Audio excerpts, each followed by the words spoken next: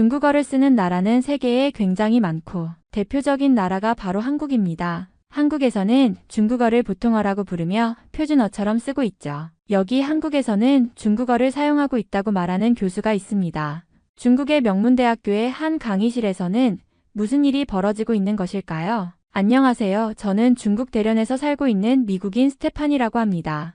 저를 보면 항상 중국에 살게 된 이유를 묻곤 합니다. 미국에서 중국은 굉장히 위험한 나라로 인식되고 있고 중국과는 다른 체제를 가진 나라이기 때문이죠. 저희 가족 모두가 중국에 살게 된 지는 얼마 되지 않았고 몇 년 전에 아버지께서 중국의 공장의 물건들을 미국에 가져가는 일을 하게 되면서부터였어요. 사업을 하시는 아버지께서는 물건의 생산 원가를 생각하시다 보니 중국의 값싼 노동력으로 조금 더 많은 마진을 챙기는 것이 좋겠다며 직접 중국에서 지내보는 것이 어떠냐고 제안을 하셨죠. 당연히 가족들은 모두 찬성을 했습니다. 당시까지만 해도 중국에 대해 제대로 알지는 못했고 단지 땅이 넓고 인구가 많은 나라 정도로만 인식했거든요. 특히 과거 저희 가족은 한국에서 잠시 지내본 적이 있었기 때문에 중국도 비슷하겠거니 생각을 했던 것이죠. 과거 아버지께서는 꽤나 큰 대기업에 재직하셨는데 한국에 있는 지사에 근무를 한 적이 있으셨거든요. 저는 그때 한국에 가서 너무 행복했던 기억뿐입니다. 미국과는 비교되지도 않는 편리한 시설과 깨끗한 자연환경, 그리고 정 많고 따뜻한 사람들을 많이 만나게 되면서 정말 행복했던 어린 시절을 보냈거든요. 제가 초등학교에 다니던 시절이었는데 어머니께서도 한국이 너무 살기 좋다며 늘 기분 좋아하셨습니다. 문화센터에서 한국 음식 만드는 것을 배워오셔서 집에서 가족들과 함께 오이소박이 김치를 만들어 먹었던 기억도 있죠. 그때 저희 부모님께서는 몇 년 동안 소망하셨던 제 동생도 낳게 되셨고 모두 한국 덕분에 이뤄진 일이라고 좋아하셨습니다. 심지어 당시 산후조리원에 가신 어머니께서는 산후조리원에서 살고 싶다는 말까지 하실 정도였거든요. 한국의 음식이 식판에 시간 맞춰 들어오고 영양 가득한 식사를 먹으며 체력을 굉장히 빨리 회복하셨다고 했거든요. 어쨌든 저희 가족은 아시아와 한국에 대한 너무나 좋은 기억이 있었고 정말 흔쾌히 중국으로의 생활을 선택했던 것입니다. 그런데 저희 가족이 중국의 공항에 도착해서부터 무언가 이상한 낌새를 느꼈어요. 한국의 공항은 무척 깨끗하고 컸던 기억인데 저희 가족이 중국의 공항에 도착하자마자 처음으로 느낀 점은 위생 상태가 생각보다 좋지 않다는 것이었습니다. 한국의 공항은 넓고 깨끗하며 모든 것이 정돈된 느낌이 강했지만 중국의 공항은 그와는 사뭇 다른 분위기였습니다. 바닥에는 종종 쓰레기가 떨어져 있었고 청소를 하고 있는 사람도 거의 보이지 않았습니다. 화장실은 더 심각했어요. 문을 열자마자 코를 찌르는 냄새가 났고 일부 칸은 너무 더러워서 들어갈 엄두조차 나지 않았습니다. 세면대 주변에는 물이 흥건했고 손 건조기는 고장난 상태로 방치되어 있더군요. 심지어 공항 내부의 대기 공간에서도 공기가 탁하다는 느낌을 받았습니다. 한국의 공항은 공기조차 상쾌해서 실내인지 실외인지 구분이 안 될 정도로 쾌적했는데 여기서는 먼지 냄새와 석인 특유의 불쾌한 냄새가 코끝에 계속 맴돌았어요. 대기실의 의자들도 오래된 느낌이 강했고 일부는 고장이 나 있거나 때가 많이 묻어 있었습니다. 가족끼리 짐을 챙기며 이야기를 나눌 때 어머니께서 한국에서의 공항 경험을 떠올리시며 한숨을 내쉬셨던 기억이 납니다. 특히 어머니는 공항이 나라의 첫인상을 결정짓는 중요한 장소인데 여긴 좀 실망스럽다라고 말씀하셨습니다. 아버지도 이 점에 동의하며 중국이 아직은 발전 중인 나라라 그런가 보다라고 덧붙이셨죠. 사실 처음 중국 공항에서 느낀 이 낯선 경험은 저희 가족이 이후 중국에서 살아가면서 겪게 될 여러 문화적 차이와 불편함에 서막에 불과했습니다. 하지만 그때는 그저 여행의 시작이니만큼 앞으로 좋은 점들도 많이 발견할 수 있기를 기대하며 마음을 다잡으려 했습니다. 그렇게 아버지와 함께 공장으로 향했고 공장에서 가까운 곳에 위치한 저희 가족의 집에 도착했을 때 더 큰 충격이 기다리고 있었습니다. 분명 도착하기 전에는 집이 깨끗하게 청소되었다고 들었는데 문을 열고 들어서자마자 느껴지는 찌든 냄새가 그 말을 의심하게 만들었습니다. 집안 곳곳에서 기름때와 찌든 때가 눈에 띄었고 특히 주방은 심각했습니다. 싱크대에는 벗겨진 코팅과 오래된 얼룩이 있었고 벽면에는 음식이 튀어 말라붙은 흔적들이 남아 있었습니다. 바닥은 청소가 되었다고 하기에는 먼지가 많았고 발을 디딜 때마다 미세한 이물감이 느껴질 정도였습니다. 특히 가장 불쾌했던 것은 화장실이었습니다. 세면대와 변기 주변에는 오래된 얼룩이 그대로 남아 있었고 환기가 제대로 되지 않아 습기와 곰팡이 냄새가 뒤섞인 채 공간을 가득 채우고 있었습니다. 샤워기와 수도꼭지에는 석회질이 덕지덕지 붙어 있었고 타일 사이사이에는 시커먼 곰팡이가 자리 잡고 있었습니다. 어머니께서는 집안을 둘러보시다가 결국 한숨을 내쉬며 이곳에서 정말 생활할 수 있을까? 라고 말씀하셨고 동생은 한사코 방에 들어가기를 거부하며 거실 소파 위에 웅크리고 앉아 있었습니다. 아버지께서는 처음엔 괜찮다고 하시며 분위기를 달래려 했지만 주방의 기름때를 직접 보시고는 결국 아무 말 없이 청소용품을 찾으러 나가셨습니다. 그날 저희 가족은 집안 곳곳을 청소하느라 밤늦게까지 바빴습니다. 기름때를 지우고 바닥을 닦고 곰팡이를 제거하기 위해 애썼지만 하루 만에 해결하기엔 너무나 큰 일이었습니다. 그 순간 몇 년 전 한국에서 살던 아파트의 깨끗하고 깔끔했던 모습이 떠올랐습니다. 그곳에서는 이런 고민 없이 편안하게 살 수 있었는데 이곳에서의 생활은 시작부터 만만치 않겠다는 생각이 들었습니다. 그래도 어쩔 수 없었습니다. 일단 아직 적응이 되지 않아서 그런 것이라고 생각하고 한국에서 살 때에 보다 조금 더 후진 동네라서 이런 것이라 생각을 했죠. 심지어 저는 중국에서 대학교를 입학하게 되는 시기였는데 대학교에 가게 되었다는 신기함을 느끼며 중국에서 잘 지내보자는 마음가짐으로 학교를 가게 되었습니다.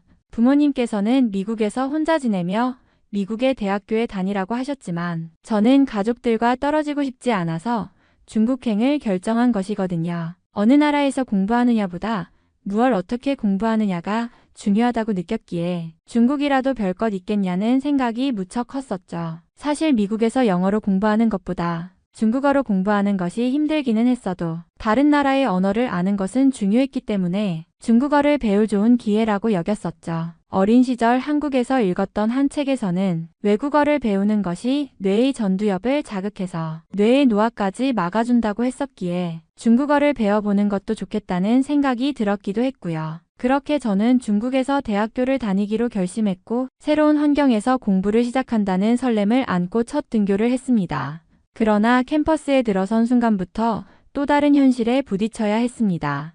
학교의 시설은 낡고 관리가 제대로 되지 않아 전반적으로 어수선하고 비위생적이었습니다.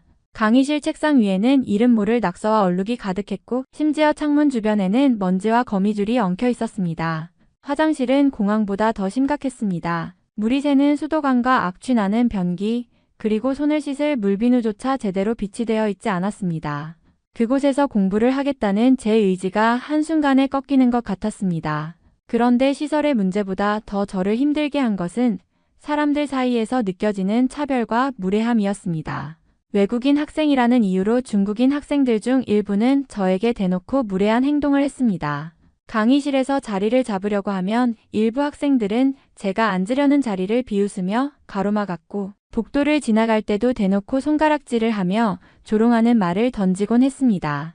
심지어 어떤 학생들은 제가 영어로 말하는 것을 흉내내며 비웃었고 제 외모에 대해 불쾌한 평가를 하기도 했습니다. 더 충격적이었던 것은 교수들의 태도였습니다. 한 교수님은 수업 중에 농담을 하다가 학생들을 지목하며 외모와 관련된 성적 농담을 서슴지 않고 했습니다.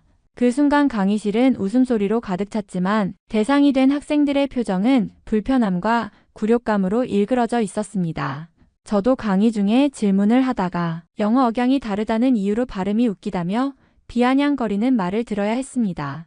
그때의 굴욕감은 말로 표현하기 어려울 정도였습니다. 이런 상황에서 저는 외국인으로서의 정체성과 자존감을 지키는 일이 얼마나 어려운지 깨달았습니다. 한국에서 학교를 다니던 시절에는 이런 일은 상상조차 할 수 없었기 때문에 그 차이는 더 크게 다가왔습니다. 한국의 학교는 국제학생들도 배려하고 학문의 자유와 존엄성을 중시했던 기억이 뚜렷했기에 중국에서의 경험은 유난히 더 낯설고 고통스럽게 느껴졌습니다. 그날 한 수업 시간에는 제가 과거 한국에서 살아본 경험이 있다는 이야기를 하게 되었습니다. 교수님께서 학생들 각자의 배경에 대해 묻는 시간이었고 저는 자연스럽게 한국에서 살았던 경험과 그때 느꼈던 좋은 점들을 간단히 이야기했습니다. 그런데 제 이야기를 들은 교수님의 반응이 이상하게도 날이 서 있었습니다. 교수님은 제가 이야기를 끝내기도 전에 한국은 중국의 문화를 베낀 염치 없는 나라라며 비아냥거리기 시작했습니다. 이어서 한국은 역사적으로나 문화적으로 중국의 영향에서 벗어난 적이 없다. 한국이 가진 모든 것, 심지어 한글조차 중국의 영향을 받은 것이라는 식으로 말했죠. 그 순간 강의실의 분위기가 묘하게 변했고 일부 중국인 학생들이 고개를 끄덕이며 동조하기 시작했습니다. 더 기가 막힌 것은 학생들마저 한국에 대한 부정적인 말을 쏟아냈다는 점이었습니다. 어떤 학생은 한국은 항상 중국의 것을 훔쳐간다고 했고 다른 학생은 한국 드라마와 음악도 모두 중국의 것을 모방했다고 주장하며 비웃었습니다. 심지어 한 학생은 한국은 작은 나라 주제에 너무 잘난 척한다는 말을 하며 주변 학생들과 함께 깔깔거리기까지 했습니다. 제가 한국에서 살면서 느꼈던 따뜻함과 존중의 기억은 이들의 말 속에서 전혀 찾아볼 수 없었습니다. 한국에서 만났던 사람들은 저를 친절하게 대해주었고 외국인이라는 이유로 차별받거나 무시당한 적이 없었기에 이런 말을 듣는 순간 깊은 모욕감을 느꼈습니다. 하지만 이런 분위기에서 제가 아무리 한국에 대해 긍정적으로 이야기해도 받아들여질 리가 없다는 생각이 들었습니다. 오히려 더 큰 반발을 살까봐 입을 다물 수밖에 없었습니다. 수업이 끝난 뒤에도 저는 내내 그 말을 곱씹으며 마음이 답답했습니다. 그들의 편견이 어디서 비롯된 것인지 그리고 왜 그렇게 다른 나라를 깎아내리는데 열중하는지 이해할 수 없었습니다. 그날 이후로 저는 중국에서의 생활이 단순히 환경적인 어려움뿐만 아니라 사람들의 인식과 편견에서도 큰 장벽이 될 것임을 깨닫게 되었습니다. 한국에서 느꼈던 인간적인 존중과 따뜻함이 너무나도 그리워지는 순간이었습니다. 저는 그날 수업이 끝나고 교수님께 다가가 한국에 대한 잘못된 편견에 대해 이야기하려 애썼습니다. 한국은 독자적인 문화와 역사를 가지고 있으며 특히 한글은 세종대왕이 백성을 위해 창제한 독창적인 문자라는 사실을 조심스럽게 설명했습니다. 또한 한국은 중국의 영향을 받은 부분도 있지만 오랜 세월 독립된 문화를 발전시켜 왔다는 점을 강조하며 편견을 바로잡고 싶었습니다. 하지만 교수님의 반응은 냉소적이었습니다. 저를 힐끔 쳐다보더니 한국에서는 중국어를 사용하지 않느냐? 는 황당한 질문을 던졌습니다. 이어서 한국은 중국어를 보통어라고 부르며 표준어처럼 쓰고 있지 않나? 한국의 한글도 결국 한자를 빌려 쓴 것에 불과하다며 코웃음을 치기 시작했습니다. 제가 한국에서는 중국어가 아니라 한글이 표준어로 쓰인다고 말했지만 교수님은 전혀 귀담아 듣지 않았습니다. 오히려 한국은 중국의 문화를 빌려가서 겨우 잘 살게 된 나라 아니냐? 중국 덕분에 지금의 한국이 있는 건데 그걸 부정하는 건 염치 없는 일이라고 비아냥거렸습니다. 그 순간 저는 깊은 좌절감을 느꼈습니다. 한국에 대해 설명하고 바로잡으려 했던 제 노력이 오히려 더 큰 비웃음과 무시로 돌아왔기 때문입니다. 제가 아무리 한국에서 경험한 진실을 이야기해도 이 교수님에게는 이미 견고하게 자리 잡은 편견을 깨뜨릴 수 없다는 것을 알게 되었습니다. 주변의 학생들 역시 교수님의 말에 동조하며 고개를 끄덕였고 일부는 희죽거리며 한국에 대한 부정적인 말을 주고받기 시작했습니다. 그 분위기 속에서 저는 더 이상 무언가를 말하는 것이 무의미하다는 생각이 들어 조용히 뒤로 물러날 수밖에 없었습니다. 그날 밤 저는 한국에서 보낸 시간이 더욱 그리워졌습니다. 한국에서는 누구도 제게 이런 식의 비난을 가하거나 다른 나라에 대한 근거 없는 비난을 일삼는 것을 본 적이 없었기에 이런 환경이 더 낯설고 고통스러웠습니다. 제가 경험했던 한국은 독립적이고 자부심 있는 문화를 가진 나라였고 타인을 존중하는 태도가 일상이었던 곳이었습니다. 그 차이가 너무나도 선명하게 느껴졌던 하루였습니다. 그날 이후로 나름대로 친하게 지내려고 노력했던 몇몇 중국인 학생들에게까지 많은 비난을 들어야 했습니다.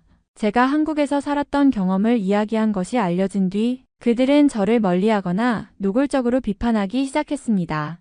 심지어 몇몇 학생들은 저를 한국의 스파이로 몰아가며 농담처럼 말했지만 그 말 속에는 경멸이 섞여 있음을 느낄 수 있었습니다. 한국은 중국의 기술까지 베껴가면서 4차 산업혁명을 일으키려고 하는 나라 아니냐? 는 말을 들었을 때는 더 이상 참기 어려울 정도로 속상했습니다. 그들은 한국이 중국을 모방하고 따라가는 나라일 뿐이라며 한국이 독자적으로 무언가를 이뤄낸 적이 없다고 주장했습니다. 또한 중국은 세계 최고 품질의 전기차와 디스플레이 산업을 자랑하며 이 분야에서 유망한 미래를 가지고 있다고 자신만만하게 말했습니다. 한 학생은 중국의 기술력은 이미 세계를 선도하고 있다. 한국은 우리 발끝도 따라오지 못할 것이다 라는 말을 비웃듯 내뱉으며 주변 학생들의 웃음을 자아냈습니다. 그들이 말하는 동안 저는 정말 억울하고 답답한 마음이 들었습니다. 제가 한국에서 보았던 것은 한국이 전기차 배터리와 디스플레이 같은 산업에서 세계를 선도하며 기술력과 품질 면에서 인정받는 모습이었습니다. 한국의 기술은 단순히 발전하는 것을 넘어 세계 시장에서 중요한 역할을 하고 있었고, 그런 사실은 제가 미국에 있을 때부터 들었던 이야기였습니다. 하지만 아무리 이런 점을 이야기하고 싶어도 그들 앞에서는 어떤 말도 받아들여지지 않을 것 같았습니다. 그들에게는 이미 굳어진 편견과 과도한 자부심이 있었고 제가 그 틀을 바꿀 수는 없다는 생각이 들었습니다. 그날 밤 저는 깊은 좌절감과 함께 중국에서의 생활이 점점 더 힘들어질 것 같다는 생각을 하게 되었습니다. 한국에서 보냈던 존중받는 경험들이 더욱 간절하게 그리워졌고 이곳에서는 그것을 기대하기 어렵다는 현실을 뼈저리게 느꼈습니다. 집에 돌아온 저는 도저히 그날의 일을 혼자서 감당할 수 없어서 아버지와 가족들에게 모든 것을 털어놓았습니다. 대학에서 겪었던 차별과 한국에 대한 부당한 비난, 그리고 저를 스파이로까지 몰아갔던 황당한 이야기를 조심스럽게 말씀드렸습니다. 이야기를 듣는 내내 아버지의 표정은 점점 굳어졌고 어머니와 동생도 깊은 충격을 받은 듯 했습니다. 아버지는 한참 동안 아무 말 없이 제 이야기를 듣고 있다가 잠시 후 공장에서 자신이 겪고 있는 상황에 대해 말씀하기 시작하셨습니다. 아버지께서도 처음 중국으로 왔을 때 값싼 노동력으로 효율적으로 공장을 운영할 수 있을 것이라 믿었지만 현실은 전혀 그렇지 않았다고 하셨습니다. 중국인 노동자들은 임금이 저렴하다는 조건 때문에 고용했는데 막상 일을 시켜보면 자신의 권리만을 주장하는 경우가 많다. 일하는 동안 게으름을 피우거나 정해진 업무를 제대로 끝내지 않으려 하는 사람이 너무 많아. 공장 운영 자체가 안 될 정도야. 아버지는 이 문제로 수없이 골머리를 앓았다고 하셨습니다. 노동자들 중 일부는 조금이라도 일이 힘들거나 복잡하면 즉시 불만을 표출하거나 집단적으로 요구사항을 내세우는 일이 잦았다고 합니다. 게다가 일이 조금만 늦어지거나 일정이 바뀌어도 금방 반발하며 아예 일을 중단하는 경우도 있었다고 했습니다. 도대체 여기가 값싼 노동력으로 유명한 나라가 맞는지 모르겠다. 기본적인 업무 태도나 책임감이 없는데 어떻게 공장이 제대로 돌아갈 수 있겠니? 라며 한숨을 내쉬던 아버지의 얼굴에는 피로감이 가득했습니다. 아버지는 한국에서 일했던 경험을 떠올리며 한국에서는 노동자들이 자신의 일에 책임감을 가지고 부지런히 일하는 모습을 보여줬다며 그때와 너무나도 비교된다고 하셨습니다. 한국에 있을 땐 현장에 있는 사람들 모두가 제 역할을 다하려고 노력했는데 여기선 그걸 기대하기가 어려워. 내가 직접 뛰어들어야 공장이 조금이라도 굴러가는 상황이야. 그 이야기를 들으면서 저 역시 아버지가 느끼셨을 좌절감을 조금은 이해할 수 있었습니다. 저의 학교 생활과 마찬가지로 아버지의 공장 운영 역시 문화적 차이와 현실적인 어려움으로 인해 큰 고충을 겪고 계셨던 것입니다. 가족 모두가 이 대화를 통해 중국에서의 생활이 단순히 낯선 환경에 적응하는 것을 넘어 우리가 예상하지 못했던 더 큰 문제들을 마주하고 있다는 것을 깨닫게 되었습니다. 아버지께서 이야기를 이어가시며 더욱 충격적인 경험을 말씀하셨습니다. 몇몇 노동자들이 공장에서 생산된 정상적인 물건들을 불량품으로 표시한 뒤 그것들을 몰래 빼돌리다가 적발된 일이 있었다는 것입니다. 아버지는 이 사건이 발생했을 때 크게 분노하셨지만 놀랍게도 주변에서는 그다지 심각한 문제로 여기지 않았다고 하셨습니다. 이곳에선 그런 행동을 너무나 당연하게 여기는 사람이 많아 들키지 않으면 괜찮다는 생각이 팽배한 것 같더라. 제대로 일할 생각보다는 어떻게 자기 이익을 챙길지 먼저 고민하는 사람들이 많으니 공장 운영이 점점 더 어려워질 수밖에 없어. 아버지의 이야기를 들으면서 저는 그저 놀라울 뿐이었습니다. 그런 비윤리적인 행동이 반복되면서도 이를 심각하게 여기지 않는 분위기가 공장에 만연해 있다는 사실이 너무나 낯설고 이해되지 않았습니다. 그 이야기를 듣다 보니 며칠 전 학교에서 제가 겪었던 일이 떠올랐습니다. 한 수업 시간 뒤에 가방을 정리하려는데 제 물건 중 일부가 어딘가로 사라진 것을 깨달았습니다. 이상한 느낌이 들어 주변을 둘러보다가 한 중국인 학생이 제 가방 안에 있던 물건을 손에 들고 있는 모습을 발견했습니다. 저는 당황한 채로 그 학생에게 물었습니다. 왜 제 물건을 가져갔나요? 그러자 그는 전혀 미안한 기색 없이 이렇게 대답했습니다. 주인이 보고 있지 않으면 가져가는 사람이 임자야. 넌 그걸 모르니? 그 말을 듣는 순간 저는 그저 얼어붙을 수밖에 없었습니다. 저의 도덕적 기준으로는 이해할 수 없는 태도였고 무엇보다도 자신이 잘못했다는 인식조차 없는 모습이 충격적이었습니다. 이 일을 가족들과 공유하면서 우리는 모두 한 가지 공통된 결론에 이르게 되었습니다.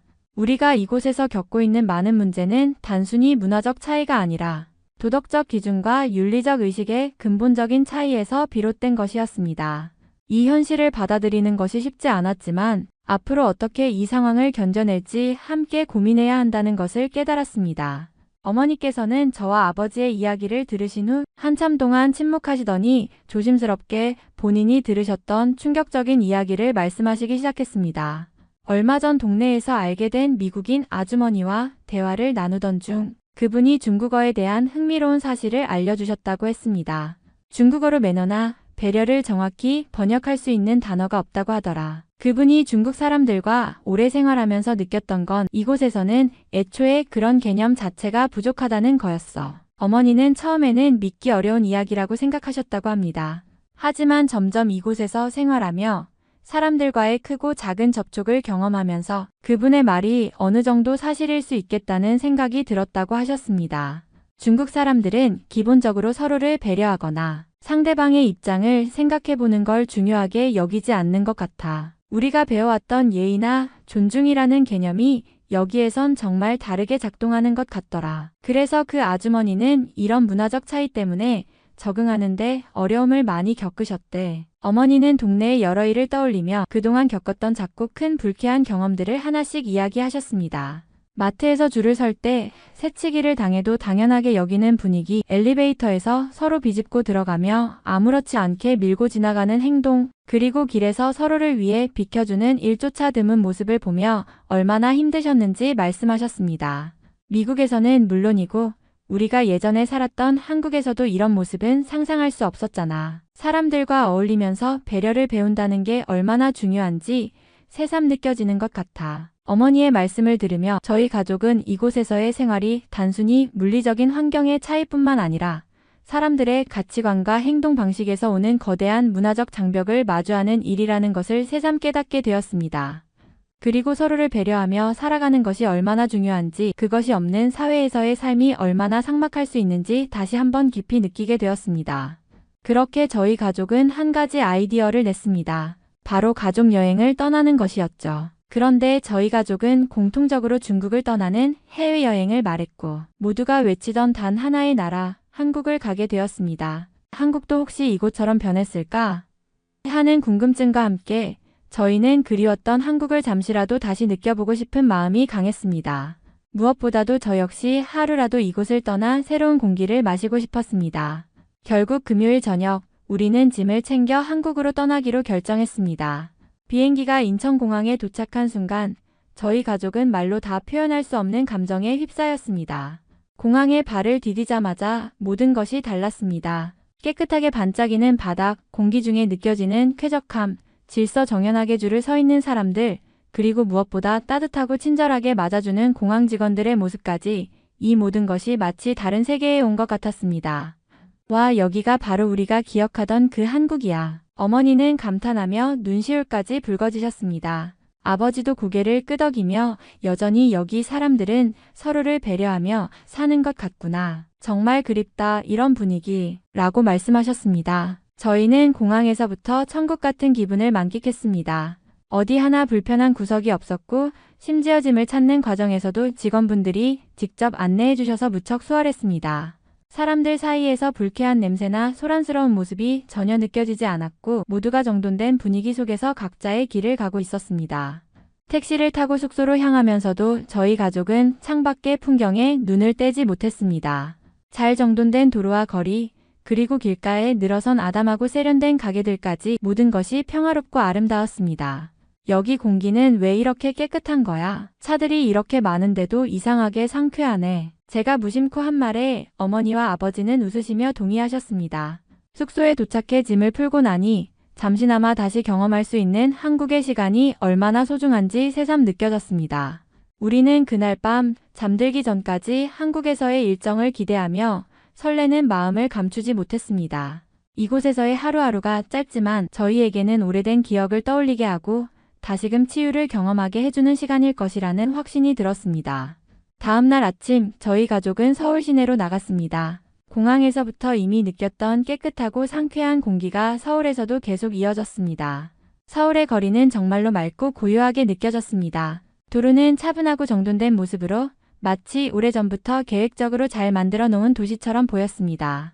중국에서 느꼈던 혼잡하고 불편했던 교통 상황이 떠오르면서 서울의 교차로와 도로는 그저 편안하게만 느껴졌습니다. 여긴 공기도 좋고 거리가 정말 깨끗하네. 차들이 많아도 이렇게 정리정돈이 되어 있으니까 불편함이 없네. 어머니가 감탄하셨습니다. 아버지도 고개를 끄덕이며 진짜 이곳은 질서가 잡혀 있는 것 같아. 거리가 어떻게 이렇게 쾌적하지? 라고 말씀하셨습니다. 서울은 또 다른 면에서 더 큰 차이를 보였습니다. 밤거리를 걷는 것도 전혀 두렵지 않았습니다. 사람들이 안전하게 다니는 모습, 거리마다 불빛이 밝게 비추는 것이 마치 평화로운 도시의 모습을 떠올리게 했습니다. 제가 중국에서 겪었던 불안함과는 너무나 다른 분위기였습니다. 밤에 이렇게 안전하게 돌아다닐 수 있는 곳은 정말 오랜만이야. 중국에서는 밤에 돌아다니기가 무섭기도 했었는데 저는 속으로 생각하면서 길거리에서 마주친 사람들의 표정이 그저 평온하고 여유로워 보였다는 것에 다시 한번 놀랐습니다. 서울의 치안은 정말로 탁월했습니다. 모든 곳에서 사람들은 자유롭게 다니고 경계하는 듯한 긴장감도 전혀 느껴지지 않았습니다. 가게들 역시 아늑하고 편안한 분위기 속에서 문을 열고 있었고 거리는 소음이 적고 차분하게 사람들의 일상이 펼쳐지고 있었습니다. 그동안 중국에서 경험했던 그 불편하고 불안한 기억들이 점점 더 희미해져 갔습니다. 서울의 거리에서 느꼈던 그 차분함과 안전함은 너무나 큰 차이를 보여주었고 저는 다시 한번 이런 환경에서 살 수 있다는 것이 얼마나 행복한 일인지를 깨달았습니다. 가족들과 함께 다시 돌아온 한국에서 우리는 다시 한번 그리웠던 평온함을 느낄 수 있었습니다. 서울의 거리를 걸으며 저희 가족은 점점 더 깊은 인상을 받았습니다. 한국은 과거의 좋은 모습들을 그대로 발전시키며 여전히 그 핵심 가치를 유지하고 있다는 생각이 들었습니다. 예전의 기억 속 한국에서 느꼈던 그 평화롭고 질서 정연한 분위기가 오늘날에도 그대로 살아 있었습니다. 중국과는 차원이 다른 나라라는 생각이 절로 들었고 이곳에서의 삶이 얼마나 편안하고 행복한지를 온몸으로 실감할 수 있었습니다. 한국은 정말 발전했지만 그 본래의 좋은 점들을 그대로 이어가고 있네. 다른 나라와는 비교할 수 없을 만큼 차원이 다르다. 아버지께서도 그런 말씀을 하시며 한국의 발전과 변화를 칭찬하셨습니다. 미국에서 살았던 경험을 떠올리면 밤에 자유롭게 돌아다닌다는 것이 얼마나 소중한지 다시 한번 깨닫게 되었습니다. 미국은 물론이고 중국에서도 밤에 돌아다니는 것이 늘 불안했습니다. 길거리를 걸을 때마다 무언가 불안한 기분이 들었고 가끔은 거리에서 들려오는 소음이나 불안감을 해소할 수 없는 순간들도 많았습니다. 특히 미국에서는 밤늦게 총소리가 들리기도 해 정말 무서웠던 기억이 많습니다. 그때마다 조심스럽게 다녀야 했고 안전이 항상 걱정이었습니다. 하지만 한국은 달랐습니다. 서울의 밤거리는 편안하고 안전하게 느껴졌고 사람들이 다니는 모습은 여유로웠습니다. 아무리 늦은 시간이라도 치안이 확실하게 보장되어 있다는 느낌을 받으며 마음 놓고 돌아다닐 수 있었습니다. 그런 점에서 한국은 정말 행복한 나라라는 생각이 들었습니다. 여기는 정말 안전하고 사람들도 친절하고 미국도 중국도 밤에는 왠지 불안했었는데 한국은 그런 걱정이 전혀 없어. 저는 다시 한번 그 평화롭고 안전한 환경에 감사함을 느꼈습니다. 한국은 그동안 제가 겪었던 불편하고 불안한 기억들을 잊게 해주었고 다시 한번 제가 원하는 삶이 무엇인지를 되돌아보게 해주었습니다. 정말 한국은 전 세계에서 가장 행복하고 안전한 나라라는 확신이 들었습니다. 한국에서의 며칠은 저희 가족에게 정말로 큰 충격이자 기회가 되었고 그 경험은 앞으로의 삶에 많은 영향을 미칠 것 같았습니다. 서울을 돌아다니며 한국의 다양한 상점들을 들렀고 그곳에서 본 물건들은 정말로 뛰어났습니다. 디자인이 깔끔하고 품질이 뛰어난 제품들이 넘쳐났으며 가격까지 합리적이라 저희는 감탄을 금치 못했습니다. 특히 전자제품이나 가전제품, 패션 아이템, 심지어 음식까지 한국에서 만들어지는 것들은 그 어떤 나라에서도 찾아볼 수 없는 수준의 품질을 자랑했습니다. 이 물건들 정말 최고네. 한국은 어떻게 이렇게 좋은 물건들을 만드는 거지? 아버지는 다양한 상점에서 물건들을 살펴보며 계속해서 감탄하셨습니다. 그리고 점점 더 한국의 제품들이 미국 시장에서 큰 성공을 거둘 수 있을 것 같다는 생각이 들었는지 이제 공장에서 물건을 만드는 일을 접고 한국에서 좋은 물건들을 수입하는 사업을 시작해볼까 하는 생각까지 하시더군요. 아버지께서는 중국에서의 사업 경험을 통해 제품을 만드는 과정에서 겪었던 어려움이나 문제들을 잘 알고 계셨기에 한국 제품의 품질과 효율성에 대해 굉장히 긍정적으로 생각하셨습니다. 차라리 한국에서 좋은 물건들을 받아서 미국에 팔면 훨씬 더 안정적이고 품질도 확실하니까 더 좋은 사업이 될 거야 라고 말씀하셨습니다. 그때부터 저희 가족은 한국 제품의 잠재력에 대해 진지하게 고민하기 시작했습니다. 특히 아버지는 한국에서의 제조업과 디자인 산업이 굉장히 발달한 것을 보면서 미국 시장에 맞는 제품을 수입하고 판매하는 것이 훨씬 더 성공적인 길이 될 수 있겠다고 생각하신 것 같습니다. 저는 그 순간 한국의 제품들이 얼마나 경쟁력이 강한지 다시 한번 실감할 수 있었습니다. 한국은 정말로 품질과 디자인에서 독보적인 위치를 차지하고 있었고 그와 동시에 가격 또한 경쟁력 있게 유지하고 있었습니다. 저희 가족은 한국에서의 짧은 여행을 통해 여러 가지 면에서 새로운 가능성과 기회를 발견하게 되었고 그동안 경험했던 중국의 불편한 현실과는 너무나 다른 긍정적인 경험을 할 수 있었습니다. 한국에서의 여행 중 저는 정말 뜻밖의 경험을 하게 되었습니다. 서울의 한 카페에서 우연히 몇 명의 대학생들과 마주쳤고 그들이 저에게 말을 걸었습니다. 처음에는 그저 인사 정도였지만 대화가 이어지면서 점점 더 놀라운 점들을 발견할 수 있었습니다. 그 학생들은 영어를 매우 잘했을 뿐만 아니라 대화 중에도 매우 예의 바르고 친절했습니다. 무엇보다도 그들은 따뜻한 마음으로 저에게 관심을 가져주었고 저의 이야기를 진지하게 들으며 반응해 주었습니다. 여기는 정말 사람들도 친절하고 따뜻하네. 저는 그들과 대화를 나누며 속으로 생각했습니다. 그들은 학교 생활이나 한국의 문화에 대해 이야기하며 저에게도 많은 도움을 주었습니다. 그들의 태도나 성격은 정말로 긍정적이고 저는 그런 친구들이 많다는 것에 감동을 받았습니다. 중국에서의 경험과는 너무나 다른 모습이었죠. 여러분 정말 영어 잘하시네요. 제가 그렇게 말하자 그 학생들은 부끄러워하면서도 웃으며 대답했습니다. 저희는 영어를 많이 배우고 국제적으로 소통하는 것이 중요하다고 생각해요. 한국도 이제 세계적인 무대에서 활동할 수 있는 나라이니까요. 그들과의 대화는 정말 즐거웠고 그들의 긍정적인 에너지와 따뜻한 태도에 저는 깊은 인상을 받았습니다.